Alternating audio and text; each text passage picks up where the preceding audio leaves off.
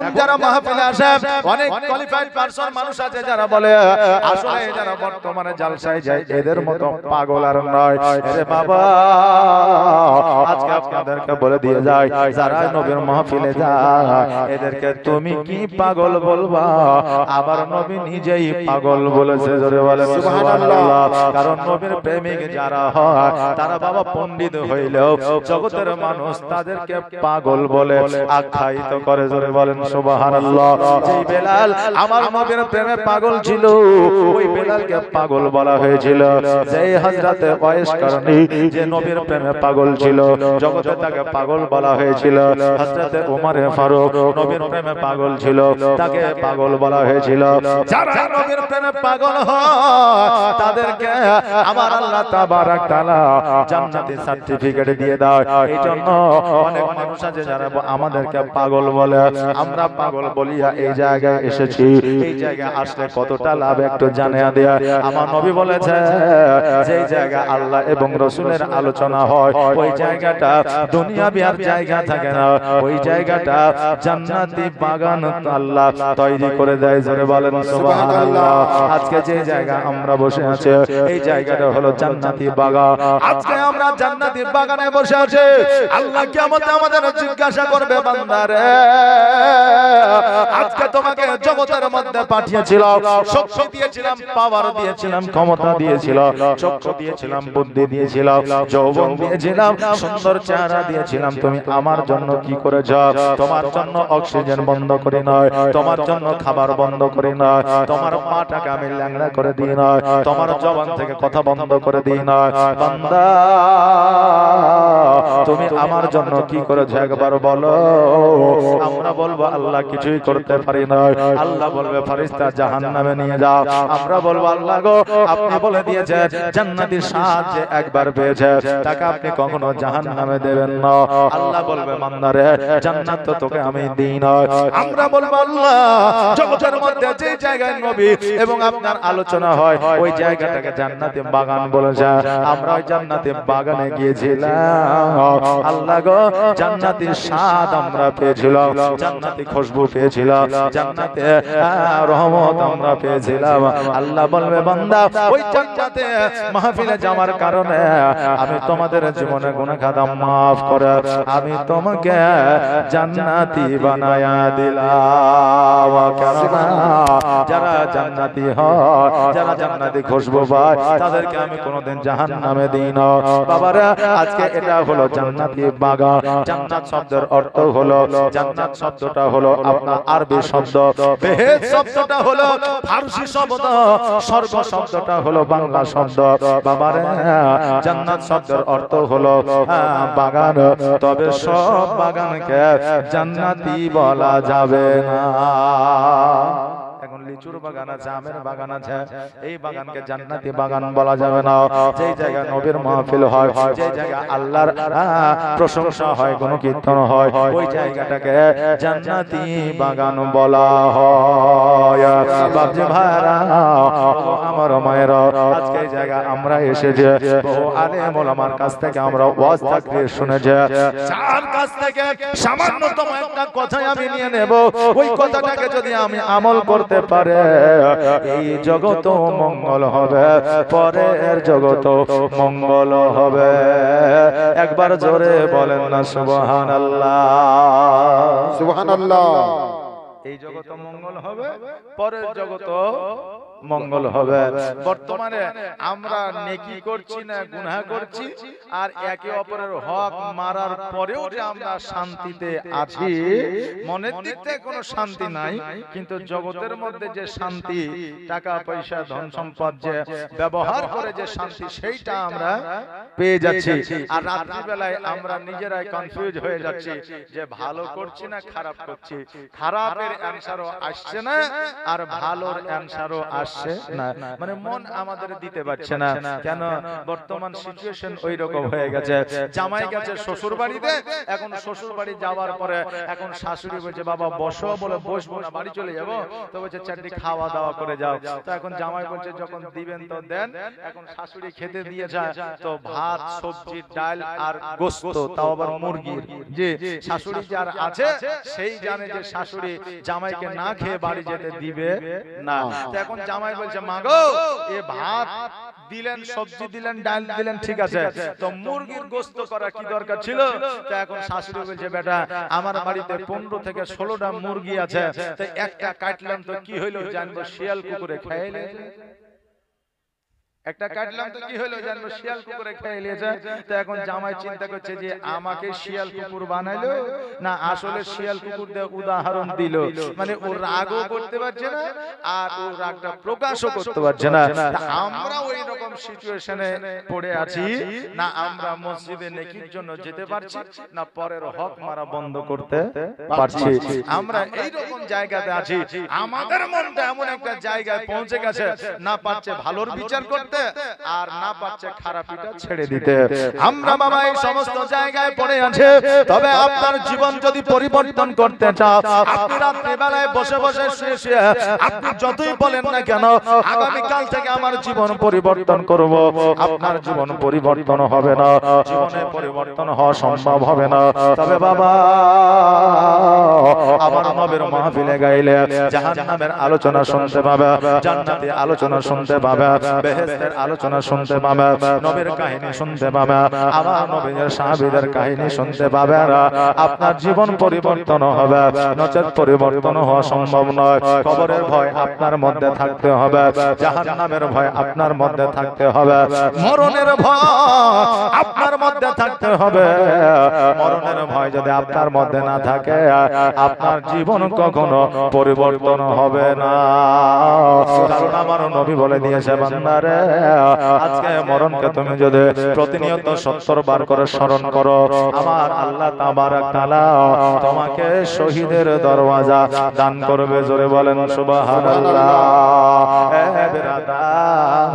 আজকে আমরা ওই মরণকে স্মরণ করতে পারি না।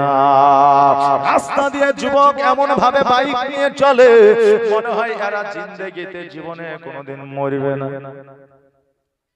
ভাবে চলে যে হাসির কথা লয়, এটা বড় লজ্জার কথা যে আমাদের মুসলমান ঘরের সম্পদ, দেশের ভবিষ্যৎ, তারা আজকে রাস্তাঘাটে এমন ভাবে বাইক চালায় যে মনে হয় যে এরা জীবনেও কোনোদিন মরবে না, এরা অমর হয়ে এসেছে জগতে। অথচ কতজন রাস্তাঘাটে পথে এখানে ওখানে পটল তুলে বসে থাকছে। হয়েছে কি হয়েছে না? এই যে ঈদের সময় এই আমাদের যুবক ছেলেরা কত মারা গেল কিসের জন্য? তাদের সামান্য চলাফেরার একটু ব্যতিক্রমের জন্য, একটু ভুল চলার কারণে। তবে হায়াত যার যতদিন আছে ততদিনই থাকবে। কিন্তু আপনি নিজে থেকে যদি মওত চান আপনাকে আল্লাহ মওত দিবে। কেন বলেন? আপনি বাঁচবেন 60 বছর, এখন আপনি যদি কারেন্টে হাত দেন বাঁচবেন? আপনি বাঁচবেন 50 বছর, আপনি ফাঁসিতে ঝুলে গেলেন বাঁচবেন? আপনি বাঁচবেন এখন 40 বছর, আপনার দেখা গেল যে কোন রেলের তলে নালে লরির তলে আপনি পড়ে গেলেন, বাঁচবেন? বাঁচবেন না। আল্লাহ বলছে বান্দারে আজকে তুমি যদি গলায় দড়ি দাও তার মানে এটা আমার কাছে মরণ চাওয়া। আজকে তুমি যদি কারেন্টে হাত দাও আজকে আমার কাছে তোমার মরণ চাওয়া। আজকে লরির নিচে যদি তুমি জান দাও তার মানে আমার কাছে মরণ চাওয়া। আমি তোমার ওই দোয়াটাকে কবুল করে নিই আর আমি সঙ্গে সঙ্গে মওত দিয়ে দিই। জোরে সুবহানাল্লাহ। এই জন্য বলবো বাবা মরণকে স্মরণ করে চলবে, কারণ মরণকে স্মরণ করলে সাগীরা কাবিরা গুনাহ জিন্দেগিতে হবে না। মা বোনেরা আজকে আপনাদেরকে বলে দিয়ে যা, আজকে আমাদের মা বোনেরা যতই ইবাদত বান্দি করুক না কেন, যতই উপাসনা করুক না কেন, আজকে 3টা গুণ যদি মা বোনদের মধ্যে না থাকে, 3টা ঐতিহ্য যদি মা বোনদের মধ্যে না থাকে, তবে সারা বছরের ইবাদত আল্লাহর দরবারে কবুল হবে না। ওই তিনটা কি ওই তিনটা ঐতিহ্য কি মুখে আপনার মেকআপ দেওয়া নয়, ঠোঁটে লিপস্টিক লাগানো নয়, সুন্দর কাপড় পরে রাস্তাঘাটে বেড়ানো নয়। ওই তিনটা ঐতিহ্য হলো, এক নম্বর হলো নামাজ পড়া, আল্লাহর উপাসনা করা, দ্বিতীয় নম্বর হলো পর্দার সহিত চলা, আর তৃতীয় নম্বর হইল স্বামীর সেবা করা। জোরে বলেন সুবহানাল্লাহ। তিনটা গুণের মধ্যে একটা গুণ যদি মায়েদের মধ্যে না থাকে, তারা যতই ইবাদত করুক না কেন আল্লাহর দরবারে কবুল হবে না। মা বোনেরা, আজকে আপনি বলবেন হুজুর গো, আমি রাস্তাঘাটে পথে যখন বের হয় আমি পর্দা করি, আমি পর্দার সহিত চলে। হ্যাঁ মা জননী, আজকে তোমার বাড়িতে 12 বছরের যুবক সন্তান আছে, 12 বছরের সন্তান আছে। আজকে ওই 12 বছর সন্তানের সম্মুখে তুমি গোসল মানাও, 12 বছর যুবকের 12 বছর সন্তানের সামনে তুমি একই বিছানায় ঘুমাও। 12 বছর পার হয়ে গেলে ওই যুবককে নামাজ পড়ার জন্য বলো না। আজকে 12 বছর সন্তানের সম্মুখে মাথায় কাপড় দাও না। আজকে 12 বছরের সন্তানের সম্মুখে আজকে তুমি বেপরদায় চলো। কিন্তু শরীয়ত কি বলছে দেখা, 12 বছর বয়স হয়ে গেলে সন্তানের সামনে গোসল করা যাবে না, সন্তানের সম্মুখে বেপরদায় থাকা যাবে না। 12 বছর পার হইলে একই বিছানায় ঘুমানো যাবে না, ওই সন্তানের বিছানা আলাদা করে দিতে হবে। 12 বছর পার হইলে ওই সন্তানকে নামাজ পড়ার জন্য আহ্বান করতে হবে। 12 বছর পার হইলে ওই সন্তানকে সর্বদা দূরে দূরে রাখতে হবে। কখনো মাকে বোনকে যেন বেপরদায় না দেখে, সেটাই হলো শরীয়ত। জোরে বলেন সুবহানাল্লাহ। বাবাজি ভাইরা, একটা কথা আপনাদেরকে বলে দিয়ে যায়, ফরিদউদ্দিন গাঞ্জের শাকার নামে একজন আল্লাহর ওলি ছিলেন। নাম শুনেছেন? জি। ফরিদউদ্দিন গাঞ্জের শাকার। গাঞ্জের শাকার মানে হচ্ছে চিনির খনি, শাকার মানে চিনি। তো ওনার নাম ছিল ফরিদউদ্দিন, উনি চিনি খেতে ভালোবাসতেন, এইজন্য ওনার টাইটেলটা দেওয়া হয়েছিল গাঞ্জে শাকার। সুবহানাল্লাহ। এ বাবাজি ভাইরা, ওই ফরিদউদ্দিন গাঞ্জের শাকারে যখন 12 বছর বয়স, 12 বছর বয়সে উনি মায়ের কাছে লালিত পালিত হয়। মা সর্বদা সর্বক্ষণ সন্তানকে নিজের কাছে কাছে রাখে। তিনার আব্বা জান জগতের মধ্যে ছিল না। ওই ফরিদউদ্দিন গাঞ্জের শাকার 12 বছর যখন হয়ে গেল, মা বলল, বেটা রে, তোমাকে নামাজ পড়তে হবে, কারণ নামাজ তোমার জন্য অপরিহার্য হয়ে গেছে। জোরে বলেন সুবহানাল্লাহ। ফরিদউদ্দিন বলে, মা নামাজ পড়লে কি পাওয়া যায়? এখন বাচ্চাদেরকে যদি আমরা বলি স্কুলে যাও, বলে কি পাওয়া যাবে? বলে দোকানে যাও, বলে কি পাওয়া যাবে? বাচ্চাদের একটা বাইনা থাকে না? থাকে না? থাকে বাবা। ফরিদউদ্দিন বলে, মা গো, নামাজ যদি আমি পড়ি, ওই নামাজ পড়ে কি পাওয়া যায় বলো? এখন মা বলল, বেটা রে, আজকে নামাজ যদি তুমি পড়ো, নামাজ পড়লে চিনি পাওয়া যাবে, কারণ ফরিদউদ্দিন চিনি পছন্দ করে না। আজকে আপনি আমি বলবো, হুজুর গো, একজন আল্লাহওয়ালার মা হইয়া, একজন মুমিনা তো হইয়া, একজন মুমিনা হইয়া কেমন করে মিথ্যা কথা বলতে পারল? হ্যাঁ বাবা, জগতের মধ্যে মিথ্যা বলিয়া এমন একজন জগতের মধ্যে মানুষ আছে, সেই মানুষটা মিথ্যা বলার পর জান্নাতি হবে। ওই মানুষটার নাম হলো মা জননী। জোরে বলা যাবে না সুবহানাল্লাহ। আপনি বলবেন, হুজুর গো, মা মিথ্যা বলার পর জান্নাতে যাবে, এটা কেমন করে হয়? বাবারে, আপনি বাচ্চা অবস্থায় আপনার মায়ের কোলে যখন খাবার খাইতে শিখেছিলেন, ওই মায়ের অভাবের কারণে নিজে না খাইয়া সন্তানকে খাইয়েছিল। এখন সন্তান বলেছিল, মা তুমি খাও। এখন মা বলেছিল, বেটা রে, তোমার খাইলে আমার খাওয়া হবে। বলেছে না? বলে নাই? কিন্তু আমি খাইলে কি মায়ের খাওয়া হয়, মা খাইলে কি আমার খাওয়া হয়? মনে হয় তো শান্তি পায়, কিন্তু খাওয়া হয় না। আমার আল্লাহ বলে, বান্দি রে, আজ এই কথাটার কারণে, এই মহব্বতের কারণে আমি আল্লাহ তোর জীবনের গুনাহ খাতা maaf করে আমি আল্লাহ তোকে জান্নাতবাসী বানায় দেব। জোরে বলেন সুবহানাল্লাহ। ওই মা বলে, বেটা রে, আজকে নামাজ পড়লে চিনি পাওয়া যায়। এখন জোহরের নামাজ পড়েছে, এবার বলছে মা চিনি কোথায়? বলে যাই নামাজটা উঠে দেখো। এবার যাই নামাজটা যখন উঠাইলো দেখছে পুরিয়া করে বাবা চিনি রাখা আছে, ওই চিনিটা খায় আর চিনি পাই বলে বাচ্চা নামাজের ওয়াক্ত হলে, নামাজের সময় হইলে নামাজে এসে মায়ের পাশে দাঁড়ায়া যায়। নামাজ শেষে যাই নামাজের তলে চিনি পেয়ে যায়, ওই বাচ্চা নামাজ পড়ে। এ বাবা এখনো পর্যন্ত যখন আমাদের সাতাশা রাত্রি হয়, যখন আমাদের শবে মেরাজের রাত্রি হয়, যখন আমাদের শবে বরাতের রাত্রি হয়, মসজিদে বাবা মিলাদুন নবী হয় না, হয় না? জি জি জি, মিলাদুন নবী হয়।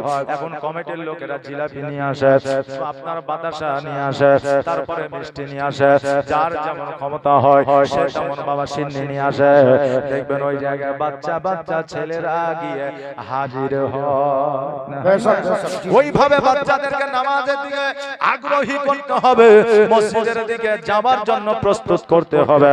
বাবারে চলো নামাজ পড়তে তোমাকে 10 টাকা দিব, দোকানে কুরকুরে কিনে দেব, আজকে তোমাকে একটা ঠান্ডা খাওয়াবো, একটা আইসক্রিম খাওয়াবো। এইভাবে বাচ্চাদেরকে মসজিদের দিকে নিয়ে যেতে হবে। আজকে বাচ্চাদেরকে মসজিদে যদি না নিয়ে যেতে পারে, আগামী দিনে ওই বাচ্চারা মসজিদে আর যাবে না। এই জন্য বাচ্চা থেকে অভ্যাস তাদের করাইতে হবে। বাবা ভক্তদের গাঞ্জা শেখার প্রতিনিয়ত প্রতি ওয়াক্তে আপনার চিনি পাই বলে নামাজ যেন কাজা করে না। একদিন হঠাৎ করে মাকে বলতেছে, মা গো আজকে আমার বন্ধুদের সঙ্গে বন জঙ্গলে ছাগল বকরি চড়াইতে যেতে চাই। মা বলল, বেটা আজকে বন জঙ্গলে ছাগল বকরি চড়াতে যাবে ঠিক, কিন্তু বাবা শোনো জোহরের নামাজের আগে বাড়ি ফিরে আসবে, কারণ নামাজের টাইম হয়ে গেলে আর তুমি বাইরে থাকিও না। কেননা মা জানে গো যার সন্তান যদি বাইরে যদি নামাজ পড়ে চিনি পাবে না, আর চিনি যদি না পায় আমি মিথ্যাবাদী হয়ে যাব। সন্তান বলবে মা আমাকে মিথ্যা বলেছে, সারা জীবন সন্তানের চোখে খারাপ হয়ে যাব। এই জন্য সন্তানকে বললো, বেটারে জোহরের নামাজের আগে বাড়ি চলে আসবে। বললো মা ঠিক আছে। এবার বন্ধুদের সঙ্গে গেল কোথায়? বন জঙ্গলে ছাগল বকরি চড়াইতে। বাবারে এবার ছাগল বকরি চড়াইতে যাইয়া নামাজ পড়াইতে আপনার খেলাধুলা করতে আরম্ভ করেছে। এইদিকে ছাগল বকরি চড়তে আছে। এবার খেলাধুলা শুরু করে দিলে বাবা সময়ের আর জ্ঞান থাকে না।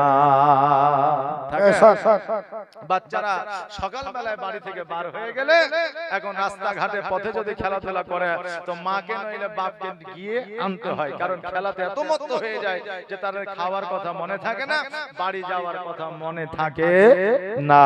বাচ্চারা খেলাধুলা করতে আছে, এইদিকে মসজিদে আজান হয়, আল্লাহু আকবার আল্লাহু আকবার আল্লাহু আকবার আল্লাহু আকবার। মসজিদে বাবা আজান হয়। এবার ফরিদউদ্দিন গাঞ্জে শেখার বলতেছে, বন্ধুরা রে ওই দেখ মসজিদে আজান হইতাছে, চলো চলো আমরা সবাই মিলে নামাজ আদায় করব। বন্ধুরা বলতেছে নামাজ পড়বো, নামাজ আমরা তো জীবনে পড়ি না, আর নামাজ কি জিনিস জানি না। এবার ফরিদউদ্দিন বলল, ভাই চলো যদি আমরা নামাজ পড়তে পারি, নামাজ পড়লে আমরা চিনি পাবো। অনেকক্ষণ আমরা খেলাধুলা করেছে, আমাদেরকে খিদা লেগেছে, চিনি যদি পাই চিনি খাবো, আমাদের খিদা নিবারণ হয়ে যাবে। বন্ধুরে দেরি নয় জলদি করে চলো। এবার সবাই মিলে গিয়েছে, নামাজে যেন দাঁড়িয়ে গেছে। এইদিকে মা চিন্তা করে, আল্লাহ আমার সন্তান তো বাড়ি আসলো না, না জানি রাস্তার মাঝে মরুভূমিতে যদি নামাজ আদায় করে তবে চিনি পাবে না, আর চিনি যদি না পাই আমি সন্তানের সামনে দাঁড়াইতে পারবো না। ওগো আল্লাহ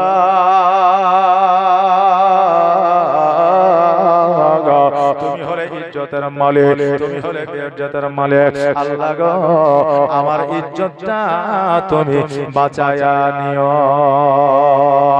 এখন এইদিকে ফরিদউদ্দিন গাঞ্জা শেখা নামাজে বাবা দাঁড়িয়ে গেছে, নামাজ কমপ্লিট করেছে। এবার নামাজ কমপ্লিট করার পরে সালাম ফিরিয়েছে, সালাম ফিরানোর পরে এবার বাবা দোয়া করেছে। বন্ধুরা বলে ফরিদুদ্দিন নামাজ পড়ার পরে যে চিনি পাওয়া যাবে, চিনি তো পাইলাম না। ফরিদুদ্দিন বলে শোনো, বাড়িতে যখন নামাজ পড়তাম যাই নামাজের নিচে চিনি পাওয়া যায়, তো এই জায়গায় তো যাই নামাজ না। আজকে মরুভূমির বালিটা একটু সরাইয়া দেখে চিনি পাওয়া যায় কি না। এবার মরুভূমির বালি যখন একটু সরাইয়াছে, দেখছে যেন ওই বালির নিচে একটা পুরিয়া, দুইটা পুরিয়া, 5টা 10টা পুরিয়া না, ওই মরুভূমির নিচে যেন আল্লাহ চিনির খনি বানায়া দিয়েছে। জোরে বলেন সুবহানাল্লাহ। নারে তাকবীর, নারে রিসালাত।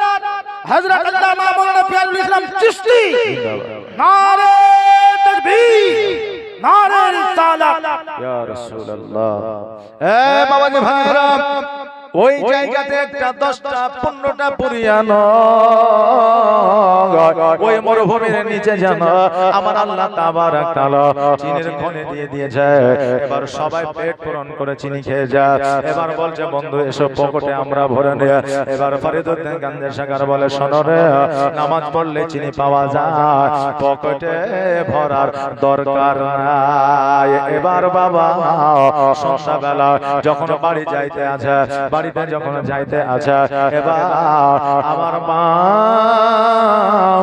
রাস্তার ধারে সন্তানের জন্য যেন দাঁড়ায় আছে আর বলতেছে বেটা রে, আজকে তুমি যে নামাজ পড়লে, বলো বলো তুমি কি চিনি পেয়েছিলে?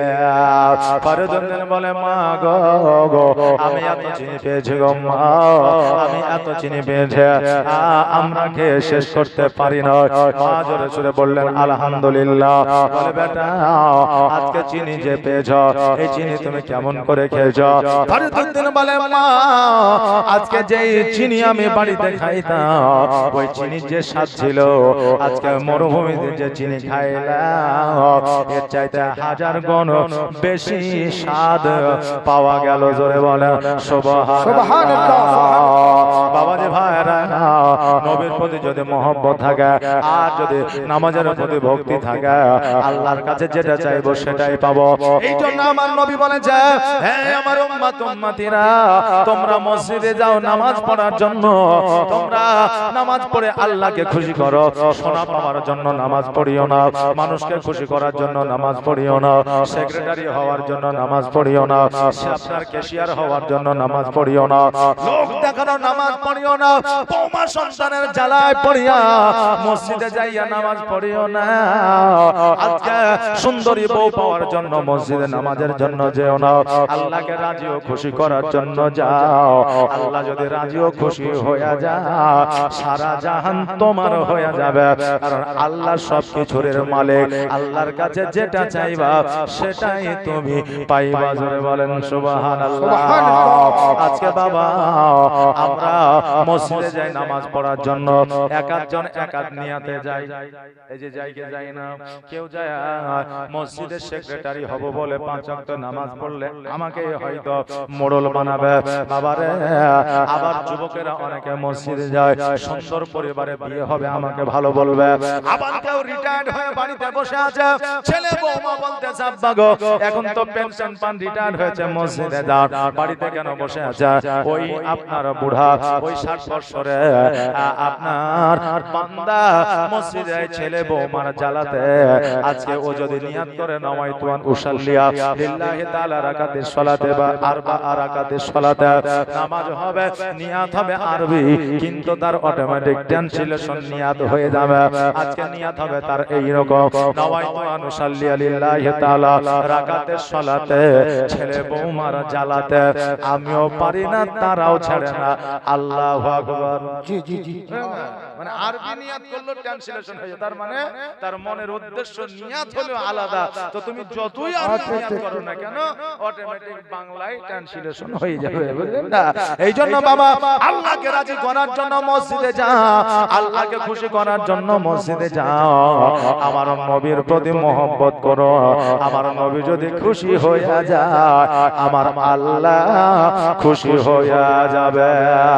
আল্লাহর নবী গো নূরের নবী গো কোন সাধনে পাইব আপনার মন। জোরে বলেন সুবহানাল্লাহ।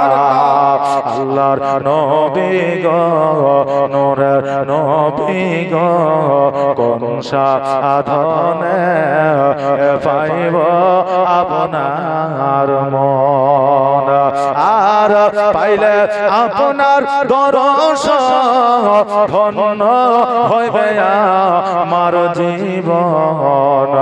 আর পাইলে আপনার দর্শন ধন্য হইবে আমার জীবন। চাই না নবী আমি সাত রাজারে ধন। আল্লাহর নবী গো নূরের নবী গো কোন সাধনে পাইব আপনার মন। আর পিতা আপনার আবদুল্লাহ, মাতা আপনার আমিনা, দুধমা আপনার দাইমা হালিমা। সুবহানাল্লাহ। আর পিতা আপনার আবদুল্লাহ, মাতা আপনার আমিনা, দুধমা আপনার দাইমা হালিমা। আর কুরাইশ বংশ জন্ম আপনার রাত্রিতে হইলেন সাওয়ার, মেরাজে নবী হইলেন রওয়ানা। আল্লাহর নবী গো নূরের নবী গো কোন সাধনে পাইব আপনার মন। আর পাইলে আপনার দর্শন ধন্য হইবে আমার জীবন। পাই না নবী আমি সাত রাজারে ধন। আল্লাহর নবী গো নূরের নবী গো কোন সাধনে পাইব আপনার মন। বাবা যে ভাইরা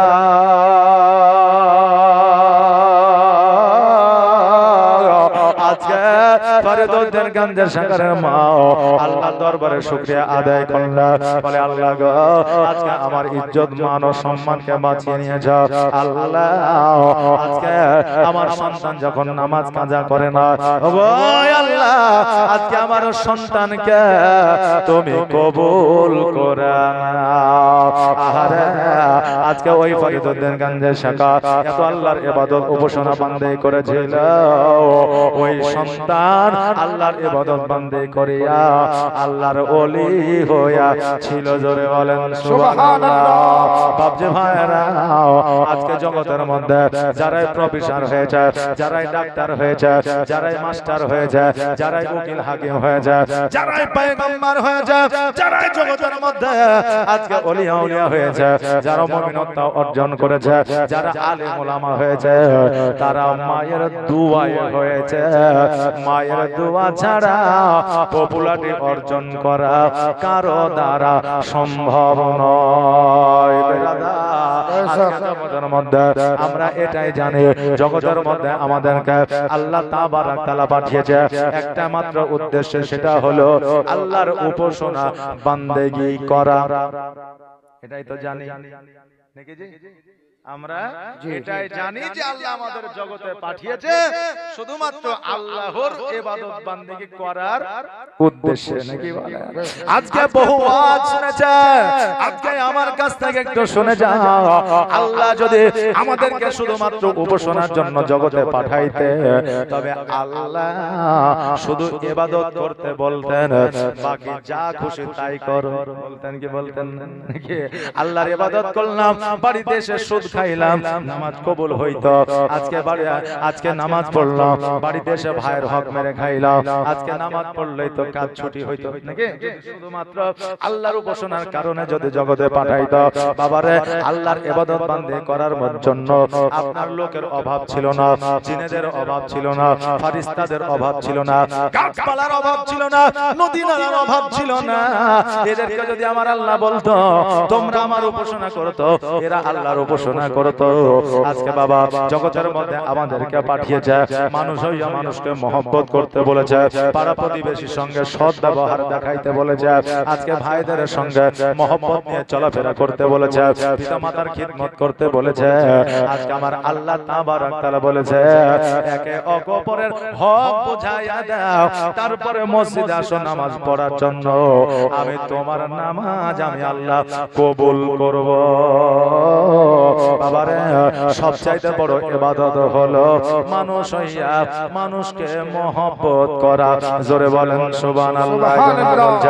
আমি মানুষ হইয়া জন্ম লইয়া মানুষে করিলাম কি, আমি নবী না চিনিলাম কি ভুল করিলাম, নবী না চিনিলাম কি ভুল করিলাম, ঝুলিতে ভরিলাম কি,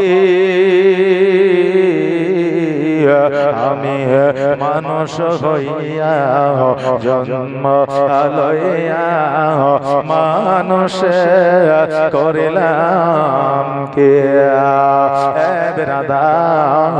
একজন ইহুদির বিবি আপনার ইহুদের সঙ্গে ঘর সংসার করতে আছে, ওই ইহুদি বলতেছে, বিবি রে আজকে আমি জগতের মধ্যে বেঁচে আছি, তোমার যতই অভাব অনটন হোক না কেন, জীবনে কখনো সবার কাছে যাইবা, কিন্তু একজন মক্কা নগরে একটা যুবক আছে, যার নাম হলো মোহাম্মদ, আসমানি নাম হলো আহমদ, আব্দুল্লাহর বেটা, মা আমিনার লাল।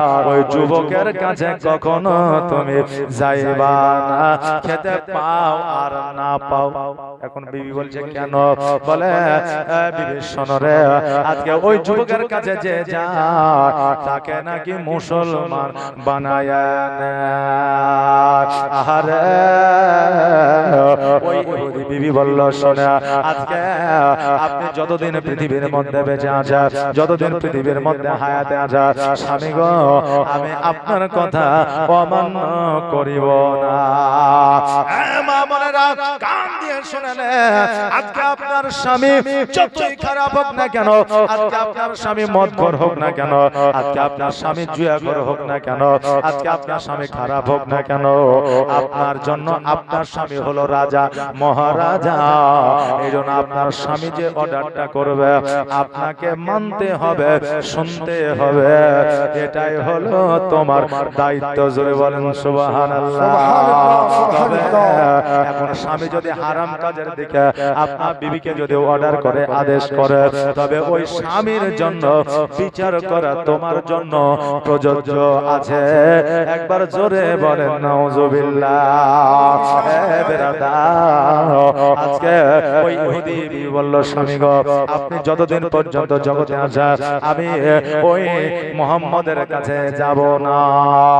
জীবনে সংসার করলে, একটা সন্তান জন্ম দিলে, একটা পুরুষ সন্তান, একটা ছেলে সন্তান জন্ম দেওয়ার পরে বাবারে ওই ইহুদিটা কিন্তু ইহ জগৎ ছেড়ে পর জগৎ গমন করলো, ইন্তেকাল করলো। এবার ওই বিবি জগতের মধ্যে সংসার করতে আছে, বাবারে জগতের মধ্যে যে নারীর স্বামী নয়, জগতের মধ্যে যার মাথার তাজ নয়, জগতের মধ্যে যাকে দেখার মতো কেউ না, এর মতো কষ্ট জগতের মধ্যে বাবা আর কারণ নয়, একমাত্র স্বামী ছাড়া বিবি এই কষ্ট জানতে পারে, জগতের কেউ জানতে পারে না। ওই বিবি একটা কাপড় পরিধান করে জীবন যাপন করে, তবে একটা কাপড় কতদিন পর্যন্ত চলবে? ওই কাপড়ের তো বাবা শেষ আছে, ওই কাপড়টা বাবা পচে গেছে, ছিঁড়ে ছিঁড়ে যেন মায়ের শরীর থেকে কাপড়টা যেন পড়ে যাচ্ছে। সংসারের 12 বছর বয়স হয়েছে, ওই সন্তানকে মা বলতেছে, বেটা আজকে আমার যথেষ্ট বয়স হয়ে গেছে, আজকে শোনো রে, আজকে তোমার সম্মুখে যাইতে লজ্জা আমাকে লাগে, আজকে ঘর থেকে বাড়ি থেকে বার হতে পারি না। বেটা রে, আজকে তোমার চাচা জগতের মধ্যে বেঁচে আছে, আজকে তোমার ফুফু জগতের মধ্যে বেঁচে আছে, আজকে তোমার চাচা ও ফুফুর কাছ থেকে যদি একটা কাপড় আমার জন্য এনে দিতে পারো, তবে আমি বড় খুশি হয়ে যাব। ওই বাচ্চা ছেলে 12 বছরের সন্তান চাচার বাড়িতে গেল। চাচার বাড়িতে যাওয়ার পরে চাচাকে ডাক দিল, চাচা গো, আজকে আমার মা কাপড়বিহীন ঘরের মধ্যে আছে, ওগো চাচা একটা কাপড় যদি আমাকে দিতা আমি বড় উপকৃত হইতাম, আমার মা বড় উপকৃত হইত। এখন চাচা বলল, দূর হয়ে যা, আজকে আমার বাড়ির অভাব দূর হয় না, আমি তোর মাকে কেমন করে কাপড় দেব। এবার ওই বাচ্চাটা ফুপুর কাছে গেল।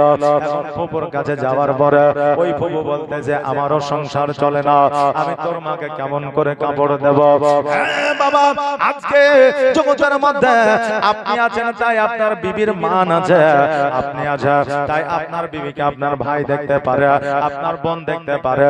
আপনি যেই দিন থাকবেন না, আপনার বিবিকে আপনার বোন ভাই দেখতে পারবে না তো পারবে না। এখন তাকে তাড়ানোর চেষ্টা করবে, কবে যাবে আর আপনার ভাগের জমিগুলা তাদের নিজের নামে করবে। এইরকম চিন্তা ভাবনা নিয়ে অনেকে বাবা চলাফেরা করে জগতের মধ্যে। আজকে ওই বাচ্চাটা ফুপুর কাছে চাচার কাছে যখন পোশাক পাইল না, আজকে একটা গাছের নিচে বসে অঝর নয়নে কান্না করে। পথে একজন পথিক যেন চলে যায়, বাচ্চাটার কান্না দেখিয়া ওই বাচ্চার মাথা হাত বলে বলে, বাবারে আজকে তুমি একটা বাচ্চা ছেলে, ছোট্ট ছেলে, এত সুন্দর চেহারা লইয়া আজকে এই জায়গায় তুমি কান্না করছো, কারণটা কি? বলে, শোনো গো, আজকে আমার মা বিনা কাপড়ে ঘরের মধ্যে আছে, আমার মায়ের জন্য একটা কাপড়ের ব্যবস্থা করার জন্য আমি বার হয়েছিলাম, একটা কাপড়ের ব্যবস্থা করতে পারলাম না। ওগো পথিক, এই জন্য আমি কান্না করতে আছে, আমার মাকে গিয়া আমি কি জবাব দেব?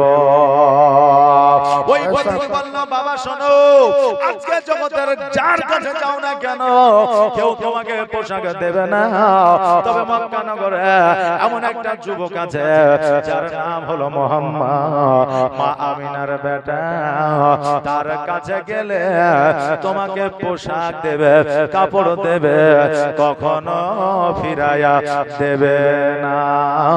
ওই বাচ্চা বলছে, আমি কভু যাব না। বলছে কেন? বলছে আমার মা বারণ করে দিয়েছে। কেন বারণ করেছে? বলে আমার মা বলেছে, বেটা সবার কাছে যাইবা কিন্তু মুহাম্মাদের কাছে যাইবা না, কারণ তার কাছে যে যায় ফিরে আসে না, ইসলাম কবুল করে না, কালেমা পড়ে না, মুসলমান হয়ে যায়, ফিরে কখনো আসে না। ও বড় জাদুকর, জোরে বলেন নাউজুবিল্লাহ। তার জাদুর নেশায় যে পড়ে যায়, তার জীবন পরিবর্তন হয়ে যায়, অতএব তার কাছে যাই। এবার পথিক বলল, বাবা শোনো, যেহেতু তোমার পোশাকের একটা দরকার আছে, পোশাক তোমাকে কেউ দেবে না, অতএব শোনো রে, আজকে তুমি মুহাম্মদ সাল্লাল্লাহু তাআলা আলাইহি ওয়াসাল্লামের কাছে যাওয়া, আর যাওয়ার পরে বলবা, আজকে আপনার কাছে এসেছি একটা আবদার নিয়ে, আপনার কাছে এসেছি একটা চাওয়া পাওয়া নিয়ে, আজকে আপনি যদি আমাকে দেন আমি নেব, কিন্তু একটা শর্ত থাকবে, শর্তটা হলো এই, আমি আপনার কালেমা পড়বো না, আপনার কাছে যাব না, আপনার পাশে বসবো না, আমি আপনার কোনো কথা শুনবো না, শুধুমাত্র আমি যেটা চাইবো সেটা পেলেই হবে, এই শর্ত রাখিয়া তুমি কথা বলবা। ওই বাচ্চা বলল ঠিক আছে, ভালো কথা বলেছে। গুটি গুটি পায়ে কোন সন্তান কোন যুবক চায় না মাকে বেইজ্জত করে, মাকে আপনার অসম্মান করে, এইরকম কোন সন্তান বাবা চায় না। এবার ওই বাচ্চা ছেলেটা গুটি গুটি পায়ে আমার নবী মুস্তাফার কাছে গেল, আর নবী মুস্তাফার কাছে যাওয়ার পরে বলে হুজুর গো, আমি আপনার কাছে এসেছি, আপনার কালেমা আমি পড়বো না, আপনার পাশে গিয়ে বসবো না, আপনার কাছে যাব না, তবে হুজুর আপনার কাছে একটা আবেদন নিবেদন, আমার মা উলঙ্গ অবস্থায় ঘরের মধ্যে পোশাক বিহীন আছে, একটা পোশাক যদি আমাকে দেয় আমি বড় খুশি হইয়া যাব। সঙ্গে সঙ্গে আমার নবীজি বলে বাবারে, আজকে পোশাক কিনতে গেলে, কাপড় কিনতে গেলে দেরি হয়ে যাবে, এই দেখো আমার চাদর খানা নিয়ে যাও, আগে তোমার মায়ের শরীরে চাপাও, তারপরে আমার কাছে আসো, আমি যত তাড়াতাড়ি পারবো আমি তোমার মায়ের জন্য একটা পোশাক দিয়া পাঠাবো। জোরে বলেন সুবহানাল্লাহ।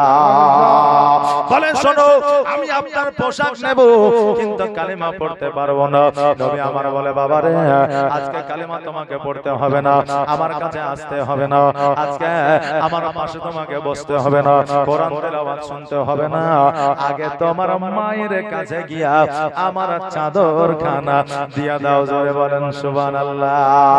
আমরা হলে বলতাম তুমি তো বেধর্মী, তোমাকে কেন দেব, আজকে আমার ধর্মে আসো তারপরে দেব। অনেক মানুষ আছে এইরকম জগতের মধ্যে আছে না নাই বাবারে, আজকে জগতের মধ্যে আমরা মানুষ নিজে এত স্বার্থপর হয়েছে, স্বার্থপরতা নিয়ে চলাফেরা আমরা এত এমন ভাবে করছি যে আপন ছাড়া আর কিছুই মোরা বুঝি না, আমরা নিজের মায়ের পেটের ভাই কেউ ছাড়ি না।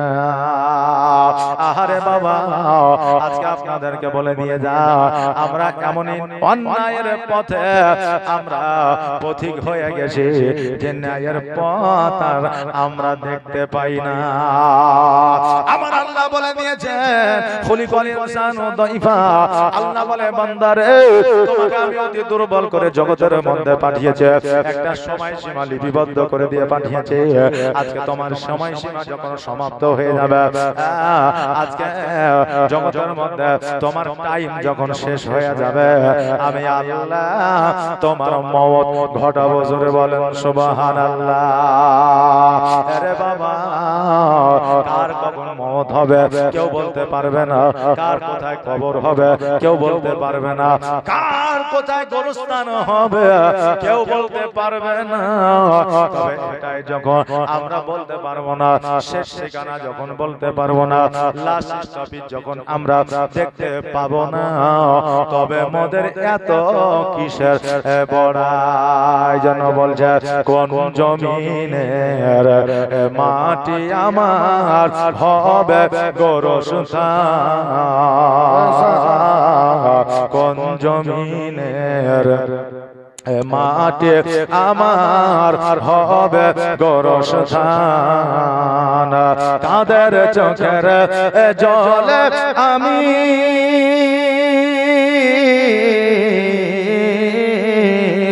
কাদের চোখের জলে আমি পাইব পরিত্রাণ,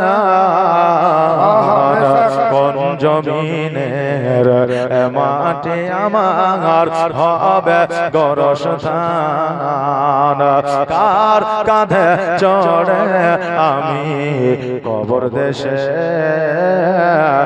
যাব, জানি না কার মোহনা যাতে খোদার রহম পাব, কার কারণে করবে ক্ষমা, কার কারণে করবে ক্ষমা আল্লাহ মেহেরবান, কোন জমিন দিনের মাঠে আমার হবে গোরস্থান। বাবা যে ভাইরা, তাই কখনো চেহারা নিয়ে সম্পদ নিয়ে বড়াই করিয়েন না। আজকে ওই বাচ্চা ছেলেটা 12 বছরের সন্তান আমার নবীর চাদর মোবারক খানা লইয়া বাড়ির মধ্যে গেলে, আর বাড়ির মধ্যে যাওয়ার পরে মায়ের গায়ে যেন চাদর খানা দিয়ে দিল। আর যেমন মায়ের গায়ে চাদরটা দেওয়া, এখন মা বলতেছে বেটা রে, আজকে আমার গায়ে যে চাদর খানা দিয়েছ, এই চাদর খানা তোমার ফুপুর দেওয়া নয়, এই চাদর খানা তোমার চাচার দেওয়া নয়, এই চাদর খানা পাড়া প্রতিবেশীর দেওয়া নয়। বলো বলো, এই চাদর খানা তুমি কোথা থেকে নিয়ে এসেছ? 12 বছরের যুবক, 12 বছরের সন্তান বলে মা, আজকে আমি এমন জায়গা থেকে চাদর খানা নিয়ে এসেছি, আজকে তোমাকে যদি বলে হয়তো তুমি আমাকে বকা দেবে গো মা। এবার বললো বেটা রে, এই চাদর খানা যার তার চাদর হইতে পারে না। বলে কেন গো মা? বলে চাদর খানা থেকে যে খুশবু বের হয়, যে সেন্ট বের হয়, আজকে এই সেন্টে খুশবু আমি জীবনে কখনো পাই নাই। জোরে বলেন সুবহানাল্লাহ। আরে বেটা বলো বলো, এই চাদর খানা তুমি কোথা থেকে নিয়ে এসেছ? এবার বললো মা, আজকে যার কাছে তুমি যাইতে বারণ করেছ, আজকে যার কাছে গেলে কালেমা নাকি পড়ে নয়, আজকে যার কাছে গেলে না সে নাকি জাদু করে না, আজকে মুহাম্মদুর রাসূলুল্লাহ সাল্লাল্লাহু তাআলা আলাইহি ওয়াসাল্লামের কাছে যাইয়া আমি চাদর খানা নিয়ে এসেছি। ওই মা জননী বলতেছে বেটা রে, আজকে এমন একটা মানুষের কাছ থেকে তুমি চাদর নিয়ে এসেছ যাকে আমরা ঘৃণা করতাম, যাকে আমরা জাদুকর বলতাম, যাকে আমরা কতই না কিছু বলেছিলাম, আজকে আমার ইজ্জত বাঁচানোর জন্য সে নিজের গায়ের পোশাকটা দিয়ে দিয়েছে, নিজের গায়ের চাদরটা দিয়ে দিয়েছে। ওরে বেটা, আজকে ওই মানুষটা কখনোই খারাপ হইতে পারে না। আল্লাহর নবী গো, নূরের নবী গো, আপনি নবী আমার জীবনের জীবন, আপনি আমার জীবন সাথে অন্ধকার কবরের বাতে, আপনি নবী আমার নির্জনের একজন। আল্লাহর নবী নূরে নবী গো, আপনি নবী আমার জীবনের জীবন। আর দেখে আপনার মজে যা ভাগবত হয় খাদে যা, সোপে দিল নবী জীবন আর মরণ। আল্লাহর নবী নূরে নবী গো, আপনি নবী আমার জীবনের জীবন। ওই মা বলল বেটা শোনো রে, চলো চলো আমরা নিজেকে পরিবর্তন করে আজকে আমরা গোসল বানানে পবিত্রতা অর্জন করে আর নবীর কাছে যাইয়া আমরা কালেমা খানি পড়ে নিয়া। বাবাজি ভাইরা, ওই 12 বছরের ছেলেটা বলল মা গো, আমার নবী আমাকে চাদর দেবে বলেছে, আমার নবী আমাকে পোশাক দেবে বলেছে, আমি পোশাকটা নিয়ে আসে। মা তুমি গোসল বানায়া রেডি হয়ে যাও। সন্তান গেল নবীজির কাছে, নবী একটা পোশাক দিলে, মহিলাদের পোশাক, ওই পোশাকটা নিয়ে এসে মাকে দিলে। আর ওই মা পোশাকটা পরিধান করিয়া আমার নবীর কাছে গেলেন। আর আমার নবীর কালেমা তাইয়া লা ইলাহা ইল্লাল্লাহ মুহাম্মাদুর রাসূলুল্লাহ সাল্লাল্লাহু তাআলা আলাইহি ওয়াসাল্লাম কালেমা খানা পড়িয়া মুসলমান যেন হইয়া গেলেন। বাবাজি ভাইরা, আজকে আমার নবীজি কথার দ্বারা, আমার নবীজির ব্যবহারের দ্বারা, আমার নবীজির চরিত্রের দ্বারা মানুষ আজকে কালেমা পড়েছে। আর আজকে আমরা মুসলমান, আমাদের এমন ব্যবহার চরিত্র যারা আমাদের জন্ম দিয়েছে তারাই বাবা বিরক্ত হয়ে যাচ্ছে না, যারা জন্ম দিয়েছে তারাই বিরক্ত হয়ে যাচ্ছে আমাদের ব্যবহার দেখে। বাবারা বলতেছে আজকে সন্তানের জন্ম দেওয়ার চাইতে যা জন্ম দেওয়াই ভালো ছিল। ওই মা এমনি বলে না রে বাবা, প্রতি কষ্টে কথাটা বলে আজকে তোমার মা তোমার ব্যবহারে খুশি না, আজকে জাহানের মানুষ তোমার ব্যবহারে কেমন করে খুশি হইতে পারে। বাবাজি ভাইরা, আজকে ওই নবী মুস্তাফা সাল্লাল্লাহু তাআলা আলাইহি ওয়াসাল্লাম আজকে চরিত্র ব্যবহার দেখিয়া মানুষ কালেমা পড়েছে।